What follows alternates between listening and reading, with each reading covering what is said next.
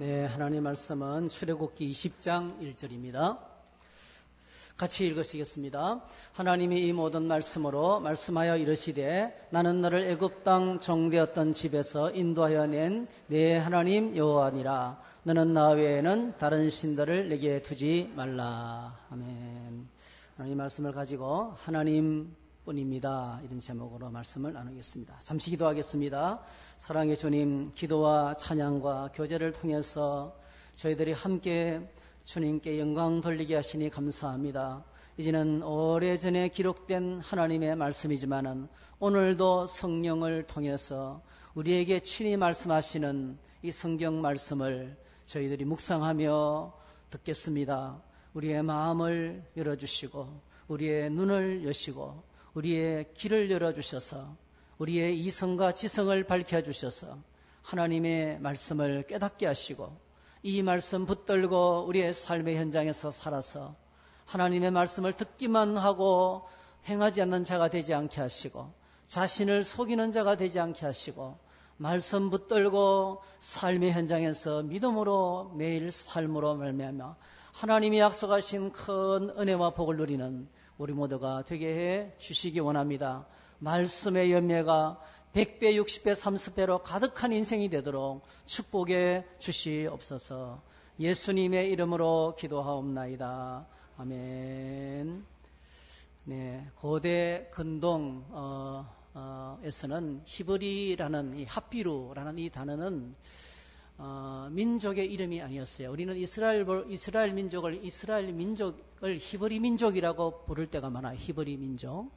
근데 이 핫비루 히브리라는 이름의 뜻은 어떤 민족의 이름을 부르는 것이 아니었고요. 어떤 한 사회의 특수한 계층을 부르는 이름이었어요. 그 사회 직위, 어느 계층에 속해 있는 사람들을 부르는 이름이 히브리라는 말의 뜻입니다. 정확하게 번역하면 떠내기들, 하층민 노동자들, 노예들 이런 사람들을 통칭해서 그 에집트 사회의 최하층민들을 향해서 이 히브리라는 단어를 썼어요. 떠돌이 노동자, 정확하게 말하면 강 건너에서 들어온 떠돌이 노동자 이런 뜻입니다. 이것이 이제 히브리를 부르는 이름의 그 당시의 의미였습니다. 여러분 노예들은 신들로부터도 자기들이 섬기는 신으로부터 버림받은 존재이기 때문에 그들은 인격적으로 전혀 존중을 받지 못했습니다. 그런데 놀라운 일이 일어났습니다. 여러분이 아시는 것처럼 하나님께서 이 히브리 민족을, 히브리 사람들을 찾아왔어요. 애굽에서 400년 이상 노예살이 하던 그들을 찾아오셨습니다. 그리고 모세를 부르시고 그들을 보내셨습니다. 그리고 하나님께서 모세와 함께 일하셨어요. 애굽 땅에 재앙을 내리시고 그리고 하나님께서 일을 하기 시작하니까 지금 그 하나님의 놀라운 은혜로 말미암아 이제 이 신의 산 앞에 서 있게 된 것입니다. 여러분 애굽에 있던 신들을 한번 생각해 보시기 바랍니다. 이방인들이 섬기는 신들의 모습을 한번 상상해 보시기 바랍니다. 그들이 정말 제대로 된 신들이라면요, 이렇게 이 하층민들의 인격을 무시하고 삶을 통째로 파괴하고, 그 엄청난 희생과 고통으로 말미암아 마치 피라밋이 쌓여져 가는 것처럼, 피라밋이 쌓여져 같은 이런 구조, 피라밋 구조, 그 사회에 그 엄청난 사람의 피 흘림과 희생과 고통이 가득한 그 고통을 무시하고, 그러니까 이 피라밋의 상층 구조에 있던 사람이 섬기는 신들은 인격을 무시하고 인생을 파괴하고 노예들의 인격을 짓밟고 하는 이 모든 것들을 다 정당화시키는 거예요. 정당화시키는 신이었습니다. 한 번도 그 신이 바로왕이나 제사장 그룹이나 아니면 그 당시 사회의 상층부에 속해 있던 사람들에게 나타나셔서 저들도 노예지만은 인격이 있다. 저들의 삶도 소중하다. 저들도 정당하게 사람 대접을 받고 살아야 된다. 이 일을 시키는 것은 시키더라도 임금은 체불하지 말고 짓밟지 말고 함부로 목숨을 빼앗지 말고 그리고 적당하게 줄 만큼 주면서 시키라. 만약에 그러지 않으면 내가 너희들을 가만두지 않겠다. 이렇게 말이죠. 그렇게 나타나서 한 번도 파라오를 책망하거나 징계한 적이 없습니다. 그들이 섬기는 신들은 저 밑에서 고통당하는 사람들의 그 핍박과 박해와 삶이 깨지고 내일을 모르는 그 불안 속에 허덕이며 살아가는 것을 정당화시키는 신이었어요. 그게 신이 아니죠. 자기들이 만들어낸 신이죠. 그런데 하나님 어떤 분이셨습니까? 하나님은 우리가 읽은 말씀처럼 이런 하나님이셨어요. 1절 2절에 보니까 하나님이 이 모든 말씀으로 말씀하여 이르시되 나는 너를 애굽 땅 종되었던 집에서 인도하여 낸 내 하나님 여호와니라. 할렐루야. 아무도 돌아보지 않고 무참히도 짓밟히는 하루 이틀이 아니에요. 400년 동안 짓밟혔어요. 그들에게 이름도 없고 인격도 없고 산도 없는 거예요. 그냥 죽이면 죽을 수밖에 없는 거예요. 소모품이에요. 소모품. 그런데 하나님 그들을 찾아오셨어요. 그들에게 말씀하셨어요. 할렐루야. 말씀으로 인격적으로 다가오시는 하나님이세요. 그리고 뭐죠? 그들을 돌보시는, 그들 편에서 연약한 자들, 약자들, 소외된 자들, 병든 자들, 아무도 돌아보지 없는, 아무 희망도 없는 사람들을 하나님이 찾아오셔서 그들을 사랑하기 시작하셨고 그들을 구원해 주시고 마침내 어떤 일을 하셨습니까? 마침내 하나님께서 아브라함과 이삭과 야곱에게 언약하신 그대로 언약을 기억하시고 그들을 찾아오시고 하나님께서 애굽 사회를 무섭도록 책망하셨어요. 그게 바로 뭡니까? 그 잘못된 그들의 삶과 윤리를 하나님께서 책망하신 거예요. 10가지 재앙을 통해서 그들이 폭력을 정당화하고 인생을 짓밟는 것을 정당화했던 모든 신들을 하나님이 전부 다 버린 거예요. 누군가 이렇게 말했어요. 비행기를 타고 에집트를 여행하는데 비행기에서 에집트를 내려다 보니까요. 그 넓은 주변은 전부 다 사막이에요, 여러분. 주변은 전부 다 사막인데 그 사막 주변에 뱀이 한 마리가 기가더래요. 뱀 한 마리가 기가더래요. 그게 뭘까요? 나일강이에요. 나일강. 정상적으로 살아갈 수 없어요. 그 나일강 때문에 뭐죠? 나일강 때문에 그 나일강에서 위에서 비가 내려요. 에집트에는 비가 오지 않습니다. 1년에 연강수량이 60도 되지 않아요. 전부 다 위에서 내린 비가 흘러서 마지막에 달하는 곳이 그쪽이에요. 그러니까 위쪽에서 비가 내리면 엄청나게 많은 물이 쏟아져 내려와가지고 그 강 좌우편에 태적물을 쏟아붓고 어떤 분이 조사를 했는데 그 태적물의 깊이가 100m가 된대요. 얼마나 비옥하겠어요. 나일강이 없으면 그건 죽는 거예요. 그런데 이렇게 보이더랍니다. 그 나일강의 강물이 강물로 안 보이고 피 색깔로 보이더라는 거지, 여러분. 나일강을 하나님이 치셨잖아요. 강물이 피가 됐잖아요. 그 속에 그게 바로 뭐예요? 엄청나게 많은 노예들과 하층민들의 피 흘림을 통해서 그 제국이 유지가 되고 있었던 거예요. 근데 역사는 밑에서 소리 없이 고통당하며 희생하는 사람들의 수고에 대해서 별로 언급하지 않습니다. 예를 들면 이순신 장군이 거북선을 만들어서 왜군을 물리쳤다. 여러분, 이순신 장군이 배를 만들었어요? 이순신 장군이 거북선을 노를 저었습니까? 총을 쏘았습니까? 아니잖아요. 그 밑에 이름도 없는 수많은 사람들이 노를 젓고 배를 만들고 재산을 바치고 헌신한 거예요. 역사는 그래서 어떤 사람이 이렇게 해석하더라고요. 역사는 his story다. his가 바로 뭐지? 역사는 그의 이야기다. 그 이야기. 그가 누구냐? 힘 있는 자. 역사는 힘 있는 자 이야기라는 거예요. 그래서 이름을 좀 단어를 바꿔야 된다는 거예요. 역사는 her story다. her story. 여성의 이야기. 연약한 자들의 이야기가 있다. 연약한 자들의 고통당하는 자들이 실제로 엄청나게 많은 대가를 지불하고 희생했기 때문에 그 한두 사람이 이름이 빛난다는 거예요. 애굽이라는 사회는 바로 때문에 존재하는 게 아니에요. 그 밑에서 엄청나게 많은 사람의 희생과 피 흘림을 통해서 그 사회가 유지가 됐던 거예요. 그런데 애굽의 신들은 그렇게 고통당하는 자를 향한 폭력과 인권 탄압과 무참히도 짓밟는 것에 대해서 잠잠했어요. 하나님은 잠잠하지 않으셨어요. 오셔서 무섭도록 책망하셨어요. 할렐루야. 그 10가지 재앙이에요. 10가지 재앙이에요. 여러분, 하나님 오늘도 역사 가운데 살아계신 줄 믿습니다. 살아계십니다. 400년이란 오랫동안 기다리고 마치 버려진 것처럼 보이지만은 하나님 정확하게 때가 되자 사람을 세우시고 그리고 뭐죠? 약속을 기억하시고 그들을 찾아오셔서 그들을 구원하기 시작하셨던 것입니다. 그래서 6월절의 무서운 밤을 지나서 홍해를 건너서 광야를 지나서 마침내 하나님이 임재해 계시는 시내산 앞에 지금 도착한 것입니다. 시내산 앞에서 그들이 이스라엘 백성들은 하나님의 임재 앞에서 엄청난 경험을 하는 거예요. 이걸 심리학적으로는 피크 익스피어런스라고 그래요. 절정의 체험이라고 해요. 절정의 체험. 이런 경험은 도무지 없습니다. 우리도 가끔 이런 체험을 할 때가 있어요. 여러분, 한민족 전체가, 한나라 전체가 절정의 체험을 언제 합니까? 지난 주간에 축구를 본 사람은 좀 경험을 했을 거예요. 네. 독일과의 그 축구 시합에서 아이고 그냥 뭐 이제 그대로 꿈이 날아가는가, 뭐 꿈은 날아갔지만 어쨌든 간에. 근데 그 연장 시간에, 그죠? 연장 시간에 2골이 터졌어요. 아, 참. 그때요, 축구를 본 사람들은 다 난리 났어요.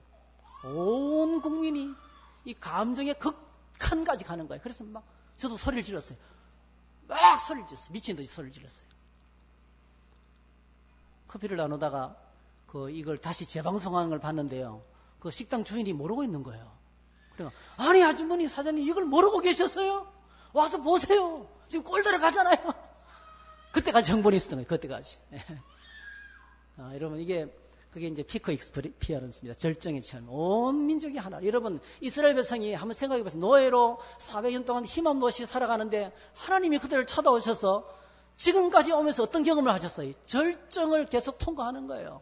6월절 그날 밤 아무도 여러분 6월절 그날 밤에 그런 일이 벌어질 것이라 누가 생각했겠어요? 양자가 먹고 피를 바르고 있었는데 다른 데는 다 죽었어요. 근데 이스라엘들만 살은 거예요. 그리고 홍해를 통과하는 거예요. 홍해를. 여러분 홍해를 통과하면서 그들이 어떤 경험을 했겠어요? 이거는 한두 사람이 아니고요. 전체 민족이 통째로 소리를 지르면서 하나님의 임재를 경험하는 거예요. 그리고 지금이 뭡니까? 시내산 앞에서 그 경험을 또 하는 거예요. 빽빽한 구름. 그리고 지난주에 우리가 경험했잖아요. 비가 억수같이 쏟아지는데 한낮인데 그냥 방 같잖아요. 막 비가 쏟아지면 한낮인데도 그게 빽빽한 구름이에요. 빽빽한 구름으로 하늘을 가렸어요. 산에는 막 불이 붙어요. 불이. 그리고 연기가 옹기점에서 나온 연기처럼 막 팡팡 쏟아지면서 촉하게 나오는 거예요. 땅도 흔들흔들 하는 거예요. 이 지진이죠, 지진. 지진과 산불과 그 다음에 이 빽빽한 구름과 이게 한꺼번에 합쳤다고 한번 생각해 보세요. 그들이 그렇게 하나님의 임재 앞에서 벌벌 떨고 있는 거예요. 이게 바로 뭐죠? 피크 익스피어런스예요. 절정을 체험하는 거예요. 근데 여러분 꼭 기억하셔야 돼요. 신앙은 그 절정 속에 있으면 사람은 소리를 지릅니다. 홍해를 건넜을 때 온 이스라엘 백성 전체가 난리 났어요. 춤추고 난리 났습니다. 여러분. 노래를 부르면서 출애굽기 15장 우리가 공부했잖아요. 전체가 춤을 추고 난리라는 거예요.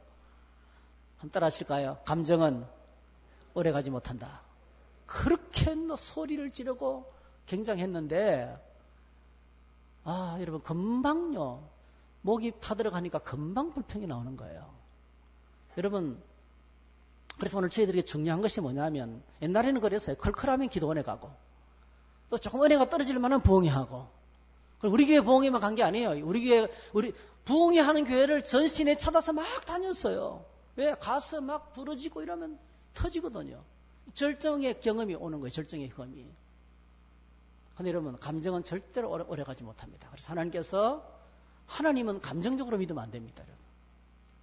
하나님은 감정도 중요하지만 감정은 나중에 뒤에 따라오는 거예요. 그래서 하나님께서 그들에게 어떤 상황이든지 애굽 땅에서 나와서 광야를 지나서 가나안 땅에 들어가서도 변함없이 하나님을 섬길 수 있도록 문서를 주셨어요. 하나님이 주신 최초의 언약 문서, 그게 십계명입니다. 십계명. 이 십계명은 하나님께서 그들에게 문서를 직접 하나님이 돌로 새겨서 영원히 변치 않는 돌에다가 새겨서 모세를 통해서 그들에게 전달했습니다. 그리고 이 언약책은 바로 뭡니까? 이 언약책은 그냥 단순한 언약책이 아니었어요. 하나님께서 그들과 언약을 맺으면 어떻게 됩니까? 이렇게 되는 거죠. 세계가 다 내게 속하였나니 너희가 내 말을 잘 듣고 내 언약을 지키면 너희는 모든 민족 중에서 내 소유가 되겠고 너희가 내게 대하여 제사장 나라가 되며 거룩한 백성이 되리라. 압축해서 한마디로 말하면 노예였던 그들이 이름도 없고 삶도 없고 인격도 없고 내일도 없던 그들이 세상에서 제일 밑바닥 생활한 그들이 가장 높은 제사장, 하나님의 거룩한 제사장 나라로 세워지는데 뭐가 필요합니까? 교과서가 필요하죠. 그들을 끝없이 훈련시킬 교과서가 필요합니다. 여러분 꼭 기억하셔야 돼요. 오늘도 십계명은 엄청나게 많은 사람들이 십계명 폐지론자가 나타나고 율법 폐기론자가 나타나고 이유도 타당해요. 성령께서 우리 안에 계시기 때문에 이제는 더 이상 율법이 필요 없다는 거예요, 여러분. 꼭 기억하시기 바랍니다. 하나님이 주신 이 말씀은 영원한 말씀이에요.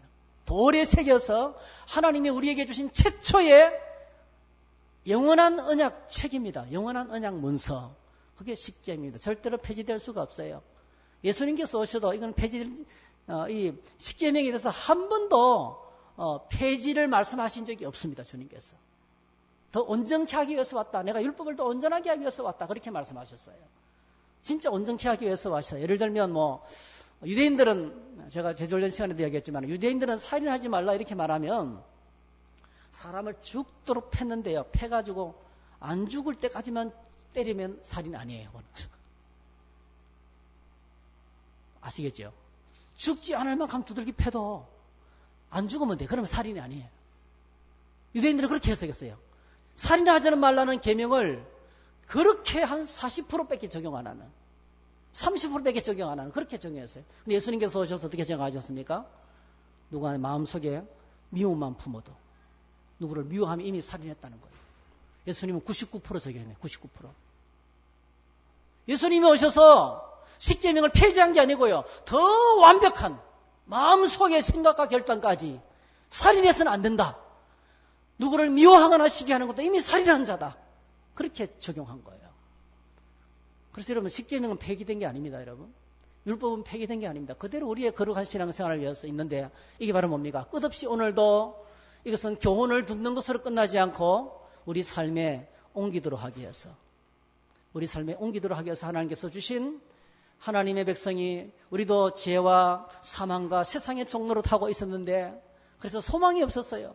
그 속에서 고통당하며 살아왔는데 주님이 오셔서 끄집어내 주시고 거룩한 백성 삼아주시고 제사장 되게 하시고 왕같은 제사장 삼으신 것은 이 왕같은 제사장답게 끝없이 살아갈 수 있는 훈련이 지금 시작되고 있는 것입니다. 그래서 이 영광스러운 제사장으로 우리가 세워지는 과정에 필요한 교과서, 하나님이 주신 변치 않는 교과서가 십계명이라는 것입니다. 여러분, 하나님이 주신 첫 계명은 바로 뭡니까? 아주 심플하죠? 같이 한번 읽어볼까요? 시작. 너는 나 외에는 다른 신들을 내게 두지 말라 그랬어요.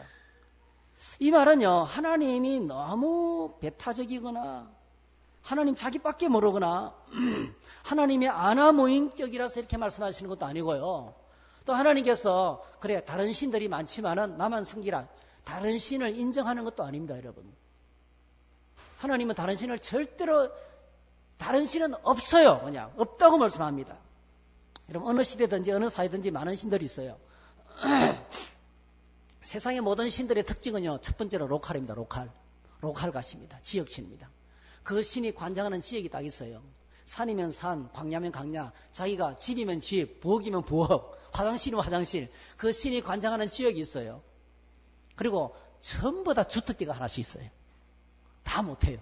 우리 하나님은 전지전능하시지만 그 신은요. 세상의 신들은 주특기 하나밖에 없어요. 예를 들어 볼까요?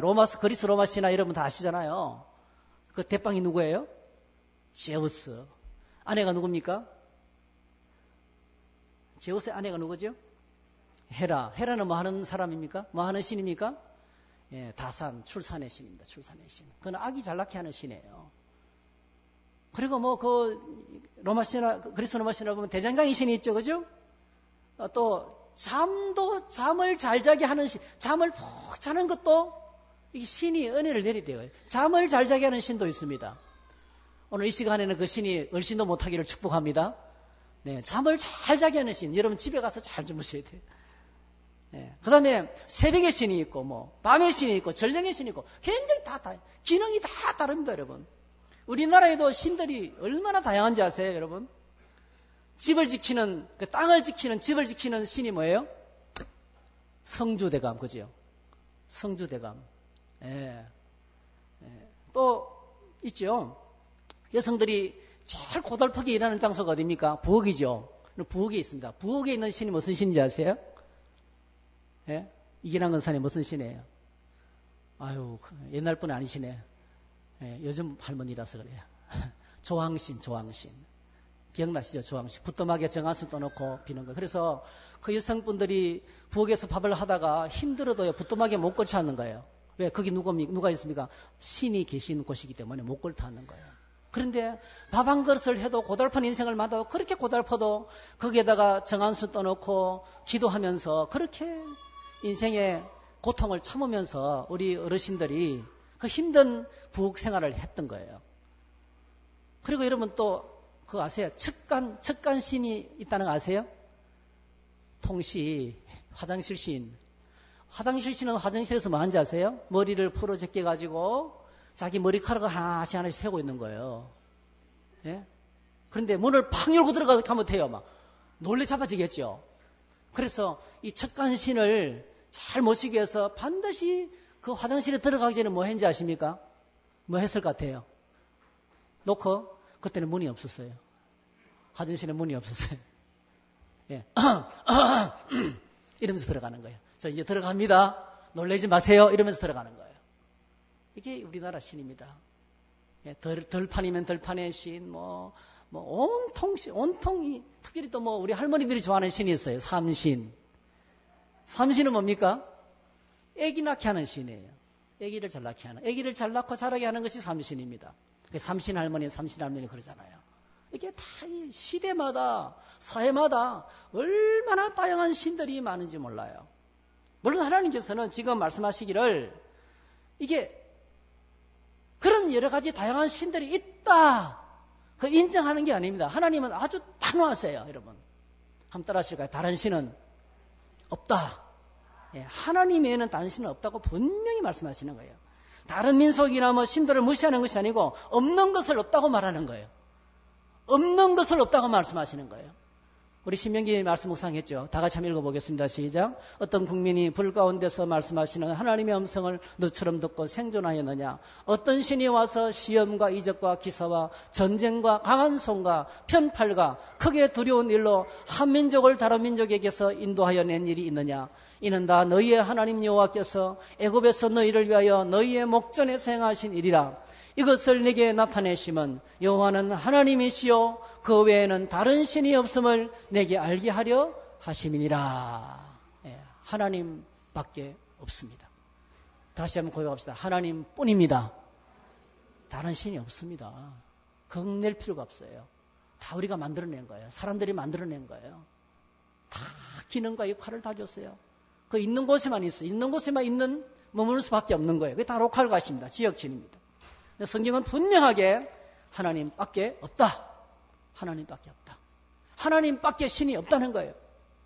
여러분 나를 기억하시고 언약의 사랑으로 찾아오시고 죄와 사망의 건세 아래서 고통하며 신음하며 살아가던 인생을 구원해내시고 잃어버린 내 삶과 인생을 되찾아 주시고 하늘의 은혜와 풍성한 은혜와 사랑으로 축복하시고 날마다 말씀과 기도 가운데서 만나주시고 그리고 천국의 영생으로 인도하시는 살아계신 하나님, 살아계신 인격적인 하나님, 만물을 창조하시고 다스리고 섭리하시고 보존하시고 그리고 심판하실 하나님, 여호와 하나님 한 분밖에 없다는 거예요. 왜 이토록 이 첫 일계명이 나 외에는 다른 신을 잊게 하지 말라.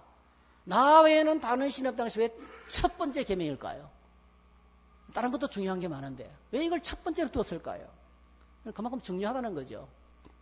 이런 수년 전에 우리 한국을 방문한 필라델피아 지역의 흑인 지도자 친선 사절단 중에 아주 눈에 띄는 한 여성이 있었어요.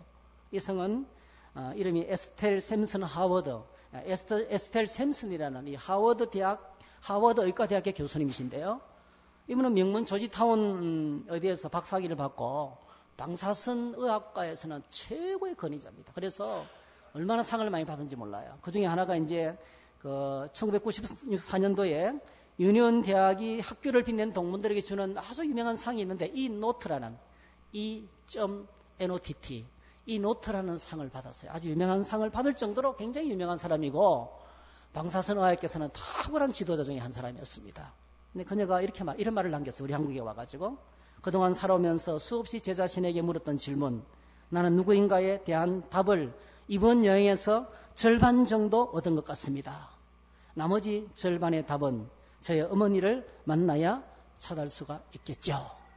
그녀가 누구냐면 6.25 동란 때 미군 흑인 군인하고 우리 한국 여자하고 사이에서 태어난 전쟁 딸이었는데 이제 그들로부터 버림을 받아서 전쟁고아가 되어서 미국으로 입양을 했어. 그래서 천신만고 끝에 엄청난 어려움을 이기고 많은 욕을 물리치고 마침내 성공을 해서 다시 우리 고향을 찾아왔던 거예요. 이런 큰 아픔이 있는 그런 여성이었어요. 그는 자기의 나이가 정확하게 몇 살인지 몰라요. 자기가 태어난 것도 몰라요. 어머니 이름이 누군지도 몰라요. 아버지도 누군지 몰라요. 그래서 그렇게 성공했지만은 계속 자기 안에 질문이 일어나는 거예요. 나는 누군가? 내가 누군가? 어떤 일을 하다가 힘든 일을 만나면 나는 누군가? 대답이 없는 거예요. 그게 바로 뭐와 똑같으냐면 인생을 걸어가다가 벽을 만나는 거예요. 벽을. 승오하면 뭐예요? 자기가 무너져 내리는데요. 내가 누군지 모르고 있는데요. 그래서 더 늦기 전에 모국을 찾아봐야겠다. 이러면서 이제 한국을 찾아와서 한국의 문화를 보고 우리 어머니가 이렇게 살았구나. 이런 땅에서 살았구나. 이런 음식을 먹고 살았구나. 이런 환경 속에서 살았구나. 이러면서 이제 그 어머니에 대한 이해, 자기 부모님에 대한 이해, 그 다음에 미군들이 참전했던 그 지역을 돌면서 이렇게 내 아버지가 누군지는 모르지만은 여기서 이렇게 열심히 싸우다가 전쟁을 치는 분이구나. 이렇게 이제 좀 넓은 의미로의 어머니 아버지의 모습을 대충 받아들이는데 그게 자기 안에 이제 한 50% 정도 자신의 정체성을 회복하는 데 도움이 됐다. 진짜 나를 알기 위해서는 내 어머니가 누군지 알아야 됐다는 것입니다. 인생의 뿌리를 찾아야 됐다는 거예요. 그럼 사람이 내가 누군지를 알려면 어떻게 해야 되겠어요? 많은 사람들은 과학적으로는 진화론에서는 사람이 흙에서부터 왔고, 또 누구는 또 물이 우주의 근원이라 그러고, 불이 우주의 근원이라 그러고, 여러 가지 설이 많잖아요. 여러분 한번 생각해 보세요. 인생의 근원이 물이고 불이고, 그리고 우연이라고 생각하면, 우연이 생겼다고 생각하면, 이게 이렇게 험악할 수가 없어요. 우리가 아무것도 아닌 거예요. 그냥 없어도 될 존재인 거예요. 누구 나를 총 쏴서 죽여도 아무렇지도 않은 거예요, 이거는요. 원래 없는 존재인데 뭐예요. 왜 하나님 외에는 없다라고, 하나님 외에는 없다라고 선언한 일계명이 왜 중요하냐면은, 그거는 내가 누군지를 밝혀주는 너무나 중요한 의미가 그 속에 담겨있기 때문에 그렇습니다. 내 뿌리가 어디냐는 거예요. 여러분, 성경은 우리에게 분명하게 이야기합니다. 분명하게. 우리의 정체성, 이스라엘 백성들의 정체성, 구원받은 하나님의 백성들의 정체성, 어디서 찾아야 될까요? 그래서 하나님께서 제일 먼저 노예로 고통스럽게 살아가는 그 백성들에게 찾아가면서 모세를 부르면서 처음으로 자기를 밝혀요. 처음으로 자기를 어떻게 밝히냐면 이렇게 밝혀요. 한번 읽어보겠습니다. 시작. 또 이르시되 나는 내 조상의 하나님이니 아브라함의 하나님, 이삭의 하나님, 야곱의 하나님이니라. 누굴 이야기합니까? 조상들 이야기하는 거예요. 아브라함과 이삭과 야곱의 하나님. 이게 바로 뭡니까? 그들의 뿌리거든요. 그들의 인간적인 뿌리거든요. 너희들은 비록 여기서 고통당하면서 노예로 지금 비참하게 살아가고 있지만은 원래 너희들의 뿌리는 아브라함과 이삭과 야곱이다. 그들이 믿음으로 살았다. 그들이 하나님과 함께 살았다. 그리고 하나님께 약속을 받았는데 그들과 했던 약속을 갖고 내가 지금 너희들에게 찾아왔다. 할렐루야. 찾아와서 뭐 하겠다는 거예요? 원래 모습의 영광스러운 신분을 회복해 주겠다는 거예요. 너는 지금 네가 누군지도 모르고 살아가고 있지만 네가 누군지 분명히 알려주겠다. 네 인생을 되찾아 주겠다는 거예요. 잃어버린 내 자신을 되찾아 주겠다는 거예요. 할렐루야. 그냥 아무 목적 없이 살아가든 내 마음대로 살아가든 그냥 먹다가 살다가 죽으면 끝이지. 그렇게 계획 없이 살아가던 저희들의 인생에 찾아오셔서 그렇게 사는 것은 인생이 아니야. 짐승이야. 예? 동물과 같은 것이야. 얼마나 허무한 것이야. 정말 가치 있는 너를 찾아야 돼. 그러면서 나를 되찾아 주시기 위해서 하나님께서 찾아오신 거예요. 아브라함의 하나님, 이삭의 하나님, 야곱의 하나님 말이 그런 뜻입니다, 여러분. 여러분, 정체성은 반드시 관계 속에서만 세워질 수 있어요. 자녀를 낳지 못하면 아버지 어머니의 정체성이 불가능합니다. 아버지가 뭔지 어머니가 뭔지 모르는 거예요. 절대로 아버지와 어머니가 될 수가 없어요. 아이를 낳지 않으면. 아버지와 어머니의 정체성은요, 아기를 낳아봐야 돼요. 낳아서 키워봐야 돼요. 내가 나된 것은 전부 다 관계 속에 세워집니다. 나는 누구입니까? 나를 정의하는 것들은 전부 다 관계 속에서 옵니다. 여러분이 하나도 없는데 제가 목사일 수 있어요? 교인이 없는데 목사입니까? 아니죠, 그거는요. 불가능합니다. 예, 저는 청주 성도계 목사입니다. 청주 성도계 신자가 없으면 저는 목사가 아니에요. 저 목사가 정체성이 사라지는 거예요. 관계 속에 섭니다. 그래서 오늘 저희들에게 중요한 점검이 뭐냐면 내가 지금 관계 맺고 있는 대상이 누구냐는 거예요. 내가 관계를 맺고 살아가는 대상이 어떤 존재냐는 거예요. 그게 선한 존재인지 그게 악한 존재인지 이게 중요하다는 겁니다. 그래서 예를 들면 오늘날 엄청나게 많은 사람들이 잘못된 이념에 빠져 있죠. 잘못된 이념. 역사 가운데 엄청나게 많은 사람들이 잘못된 이념에 빠져서 인생 망쳤어요. 테러리즘, 예? 또 파시즘, 네? 또 독일 사람들이 빠졌던 그 무서운 뭐죠? 나치즘, 그리고 공산주의. 이런 이념을 만나서 관계를 맺기 시작하면 그냥 사정없이 빨려들어서 노예가 돼버리는 거예요. 그것만이 아닙니다. 마피아 같은 나쁜 공동체가 있습니다. 또 이단이나 미신 등 잘못된 종교도 있습니다, 여러분.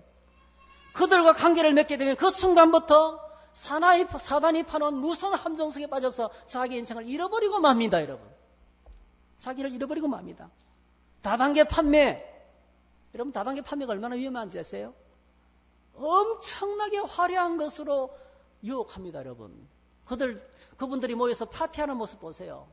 왕들이 입는 옷을 입히고 왕비가 입는 옷을 펴서 기가 막힌 드레스를 입고 파티를 벌려요. 뭔지 아세요?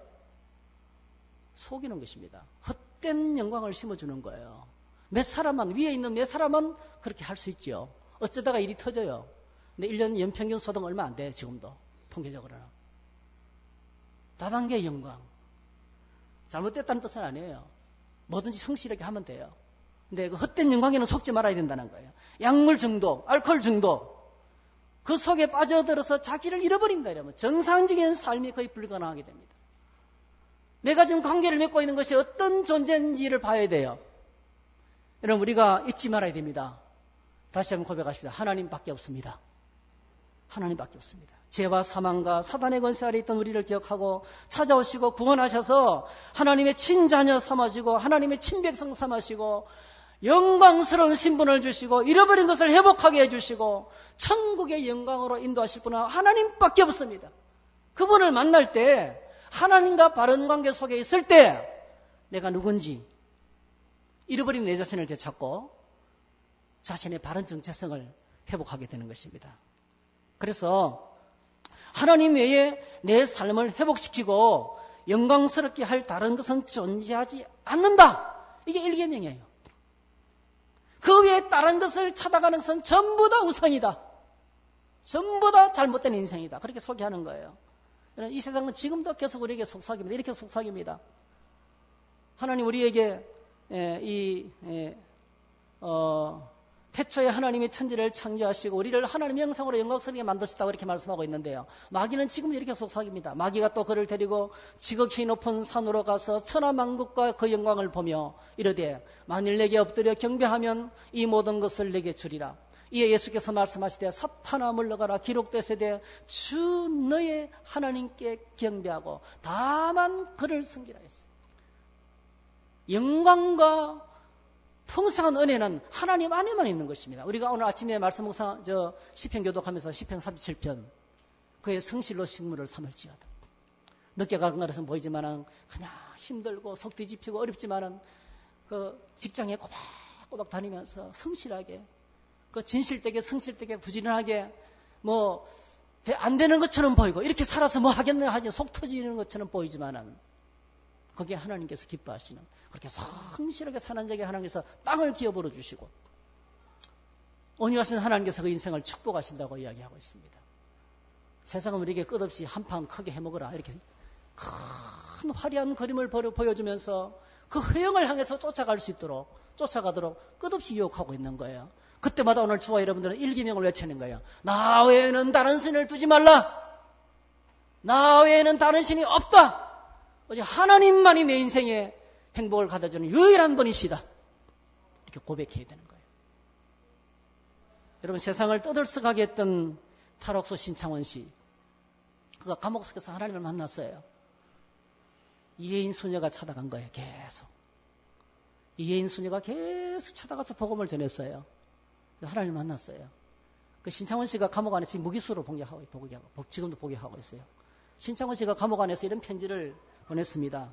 이렇게 보냈어요. 세상 같은 공간, 감옥을 이렇게 표현했는 거예요. 온몸을 짓누르는 압박감, 나약한 의지를 의지할 수 없는 장벽 앞에서 절망하며 마지막을 준비하고 있을 때에 바삐 날아온 사랑이 있었다. 이모님은 때론 어머님처럼, 때론 친구처럼 그렇게 저의 공간을 방문하여 손을 내미셨습니다. 지금은 울지 않습니다. 걱정도 하지 않을 것입니다. 해빙이 되고 덜이 아지랭이가 피어오르면 밝게 웃으며 풍성한 품으로 절 부르실 것을 알기에 조용히 봄을 기다리겠습니다. 이러면서 무기수로 수감 중인 그가 이혜인 수녀에게 보낸 편지, 이 편지가 공개가 됐어요. 여러분, 세상은 그를 탈옥수고 그를 무지막지한 인간이라고 정죄해도요, 그는 그 감옥 안에서 해방을 누린 거예요. 아무도 온 땅의 사람들이 그를 무기수라고 그러고 나쁜 놈이라고 손가락질해도요, 그는 하나님 안에 있는 거룩한 자신을 회복하게 된 거예요. 잃어버린 제 자신을 그 안에서 되찾게 된 것입니다. 하나님과의 관계는, 그 관계가 깊어지면 자연스럽게 세상과 인간과 우주와 내 자신과 이 모든 것들의 본질을 깨닫게 됩니다. 그분을 깊이 가까이 하면 하나님이 지으신 우주 만물, 하나님께서 만드신 내 자신, 하나님께서 만드신 이 우주 만물, 하나님께서 다스리고 계신 이 세상, 그래서 겉으로 보기에는 온통 속 터지고 포기하고 싶고 내려놓고 싶고 다 때려 부수고 싶고 그 엉망진창처럼 보이지만은 뭐가 보기 시작한 믿음의 눈으로 보면은 하나님이 보이시는 거야. 여전히 일하시고 여전히 말씀하시고 여전히 축복하시고 인생을 바꾸시고 그 하나님 보이시고, 그래서 얼마나 아름답게, 세상이 얼마나 아름답게 보이는지 몰라요. 참 열심히 일하고 진실 떼려고 발부둥치고 넘어지고 잡아진데 또다시 일으켜주시고 할렐루야, 그 하나님이 보인다니까요. 저는 1979년, 여러분 많이 들었잖아요. 1979년 11월 둘째 주일에 잊을 수 없어요. 교회를 나갔어요. 그리고 12월 그해 겨울 수련회 때 주님을 만났어요. 주님을 만난 감격이 벅차서 감당을 못했어요. 제 인생이 노예의 삶이었거든요. 몸이 너무 약해가지고 아무것도 못하는, 그 인생이 버거웠어요. 그 몸도 안 따라주고요, 이게. 맨날 나가 떨어지는 거예요. 그리고 돈도 없고요. 그리고 얼마나 사람들한테 인격적인 무시를 당했는지 몰라요. 알바하러 들어갔다가 얼마나 인격적인 무시를, 그것밖에, 입주 가정교사밖에 못하니까, 제가 집도 없고 아무것도 없으니까, 입주 가정교사밖에 못하는 거예요. 그러면서 힘들고 지치고 소망이 없고, 그래서 몸은 아프고, 사람들에게 다가갈 줄은 모르고, 어쨌든 간에 그렇게 살았어요. 근데 주님을 만나고 나니까, 제가 늘 이렇게 표현해요. 잃어버린 내 자신을 되찾게 되었습니다. 하나님과 관계를 회복하며 잃어버린 내 자신을 되찾습니다. 얼마나 담대해졌는지. 제가 버스 탈 때마다 버스에서 항상 외쳤어요. 기차를 타면 기차 아웃관을 전도 다 했어요, 여러분. 큰 소리로 떠드는 거 아니고 개인마다 피해를 안 주고 개인마다 다니면서 아웃관을 다 복음을 전했습니다. 데이트하면서 연애하면서 공원에서 전도했어요. 예. 전도하는 건지 데이트하는 건지 모르겠지만 어쨌든 간에 같이 있으면서 전도했어요. 복음을 전했어요. 사람이 바뀌었어요. 얼마나 담대해지는지 몰라요. 왜 그렇습니까? 천지를 창조하신 하나님의 아들딸이에요. 할렐루야. 여러분 걱정하지 마세요. 주님과 바른 관계를 맺으면 이런 담대함을 주십니다. 내가 누군지 깨닫게 해주시는, 내가 누군지 깨닫게 해주시는, 내가 어떤 존재인지를 알게 해주시는 거예요. 이게 하나님 안에서 인생이 우리에게 변화되는 은혜인 것입니다. 그래서 하나님 외에 다른 신을 섬기지 말라. 왜 이런 말씀을 합니까? 인간이 죄인 인간은 하나님이 계시다는 확신만 사라지면 금방 다른 신을 찾게 되어 있습니다. 다른 것을 의존하기 시작합니다. 그것이 사람이든지 물질이든지 권력이든지 명예든지 지식이든지 아무 상관없어요. 여러분, 에덴 동산에서 하나님이 명하시고 금하신 건 딱 하나밖에 없습니다. 창세기 2장 17절에 보니까 선악을 알게 하는 나무 열매는 먹지 말라. 내가 먹는 날에는 반드시 죽으리라. 여러분 물어볼게요. 이거 복잡해요? 애매모호합니까? 분명해요.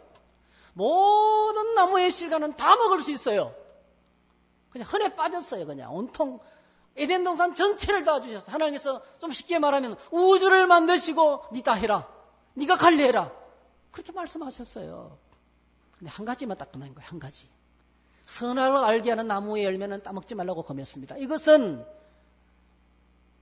온 땅에서 왕노릇하면서 왕처럼 하나님처럼 존귀하게 살아가는 인류에게 하나님께서 그어놓은 하나님과 우리를 구별하는 마지막 선이었어요. 딱 선 한 가지 선이었어요. 이게 선악을 알게 하는 나무의 열매였습니다. 그거 따먹으면 죽는다 이렇게 했어요. 복잡하지도 않고 애매모호하지도 않고 해석이 필요한 것도 아니에요. 너무 단순해요. 근데 여러분이 아시잖아요. 아담과 하와가 그리고 그러면서 하나님 주신 그 축복이 바로 이것을 지키면서 하나님과 좋은 관계를 유지하면서 살면 하나님 앞에서 좋은 관계를 유지하면서 살면 뭐 받습니까? 하나님의 사랑을 독차지합니다. 하나님의 축복을 맨날 누리면서 삽니다. 늘 기쁨의 삶을 살아갈 수 있어요. 그리고 그곳에 영생하는 나무가 있었어요. 영생하는 나무. 영원히 살 수 있도록 계획하셨어요. 이거는 우리를 향한 하나님의 사랑이죠. 부모가 자식을 사랑하면 간까지 다 빼주고 싶어요. 진짜요. 엄청나게 많은 부모님들이 노후 생활비로 저축해놨던 돈들을 자녀에게 다 주더라고. 집니다, 저. 나는 안 줄 거라 해죠. 달라고 해보세요. 넘어갑니다. 참 넘어가지 않기 어렵습니다. 사실은요. 자녀가 지금 어려워서 줄 매는데 그걸 눈 뜨고 가만히 있을 부모가 어디 있겠어요. 사랑이야, 사랑. 여러분, 하나님께서 우리에게 이 선악을 알게 하는 나무를 주신 것은 사랑입니다. 사랑. 내가 너를 얼마나 사랑하는지 너는 알아야 된다. 그 사랑의 증거입니다. 동시에 그거는 뭡니까? 어기는 날에는 가차없이 징계가 들어오는 게 공입니다. 질서입니다. 에덴 동산은 무질서한 공간이 아닙니다. 질서가 있는 공간이에요. 그래서 그들이 아담과 하와가 사단의 유혹을 받아서 이 범죄하고 타락했을 때 그들이 즉시로 에덴 동산에서 추방을 당하고 생명나무로 가는 길이 막아졌어요. 그래서 다 잃어버렸어요. 하나님의 사랑을 빼앗겨버리고 하나님의 사랑을 빼앗겨버리고 하나님의 축복을 잃어버리고 그래서 인생이 고달프고 외로운 거예요. 우리 외롭지 않습니까, 여러분? 외롭지 않은 사람 있습니까? 아주 신나게 즐겁게 살아가는 분이 있어요. 그러나 외로워, 인생은요. 외롭습니다. 그리고 고달픕니다. 인생이 고달픕니다. 쉽게 인생을 살아가는 사람 아무도 없습니다. 늘 땀 흘리고 수고해야만 인생을 살아갈 수 있습니다. 그리고 영생을 잃어버리기 때문에 정말 죽을 것만 같아요. 정말 죽을 것만 같아요, 인생이. 죽겠습니다가 우리 인생의 노래입니다, 노래. 하나님의 공입니다, 공의. 하나님은 사랑의 하나님이신 동시에 공의의 하나님이십니다. 여러분, 그래서 오늘 저희들이 아담과 하와가 죄를 지었을 때 죄를 짓고 즉시로 행동이 달라진데 그 중에 하나가 바로 뭡니까? 한번 따라 하실까요? 하나님의 낯을 피하여 관계가 틀어진 거예요. 여러분, 서로 관계가 틀어지면 절대로 눈 안 맞춥니다. 이 시간에 저를 안 쳐다보시는 분들은 좀 제가 오해하겠습니다. 못 쳐다봅니다. 근데 사랑하면 눈이 맞습니다, 여러분. 사랑을 하면 눈이 맞아집니다, 여러분. 사랑하는 사람은 항상 눈이 맞아요. 그런데 여러분, 관계가 틀어지면 덩집니다. 시선이 오면 피합니다. 관계가 틀어졌다는 거예요. 우리는 나도 모르는 사이에 나 지금 너 별로 안 좋아해. 금방 나타납니다. 시선을 안 맞춥니다, 여러분. 인사해도 인사 안 받습니다, 여러분. 그래서 여러분, 실수로 안 받는 경우는 있지만 일부러 안 받지는 마세요. 인사하면 잘 받아주세요. 제가 교회 생활 하다 보니까 엄청나게 많은 분들이 인사를 안 받았다고 삐졌더라고요. 인사를 저 양반은 내가 아무리 인사해도 안 받아. 틀어져 있는 거예요. 나는 힘들어서 땅만 보고 나는 사람들 안 만날 거야. 땅만 먹고 살 거야. 그러면 계속 상대방에 상처 줍니다. 여러분 기억하세요? 눈이 안 맞기 때문에. 계속 상대방에 자기는 아무것도 안 한 것처럼 보이지만 계속 상처 주는 거예요. 인사하는 사람들 좋아하면서 다가오는데 아무런 변화가 없어요. 상처 주고 있는 거예요. 그게. 관계 속에서 사는 사람은 그럴 수밖에 없는 거예요. 그래서 하나님 앞에서 한번 따라 하실까요? 코람데오. 언약을 깨뜨릴 때는 하나님을 피해서 도망가서 숨습니다. 창세기에서 하나님이 최초로 했던 질문이 있어요. 그게 뭡니까? 하나님이 던지던 최초의 질문. 아담아 내가 어디 있느냐? 몰라서 묻습니까? 몰라서 묻는 게 아니에요. 아담이 지금 뭘 잃어버립니까? 마땅히 서 있어야 될 그 자리, 마땅히 누려야 될 축복 행복의 자리를 빡차고 마귀의 말을 듣고 언약을 깨뜨리고 비참한 대로 떨어졌다는 거예요. 네가 지금 있는 현실을 깨달으라는 거예요. 우리 인생은 꼭 기억하셔야 돼요. 우리의 존재는요, 하나님 앞을 떠나는 순간부터 끝장이에요. 다 잃어버립니다, 여러분. 행복할 것만 같고, 잘 될 것만 같고, 성공할 것만 같고, 내 방식대로, 내 계획대로 될 것처럼 보이지만은, 하나님 앞을 떠나는 순간에 인생은 비참하게 됩니다. 그래서 하나님께서 이럴 가능성이 많기 때문에, 첫 번째 계명으로 나 외에는 다른 신을 두지 말라는 거예요. 이것이 우리의 생명과 관계되고 우리 행복의 절대적인 우선이고 이것 떠나서는 아무것도 이루어질 수 없어요. 이것보다 더 중요한 것이 없다는 거예요. 하나님밖에 없습니다. 하나님밖에 없습니다. 이것만이 우리가 행복하게 살아갈 수 있는 유일한 길인 거예요. 놀랍게도 많은 분들이 하나님과의 관계를 회복하면서 하나님과의 관계를 회복하면 다른 거 다 내려놓습니다. 예를 들면 삭개오 보십시오. 얼마나 인생을 엉망으로 살았습니까?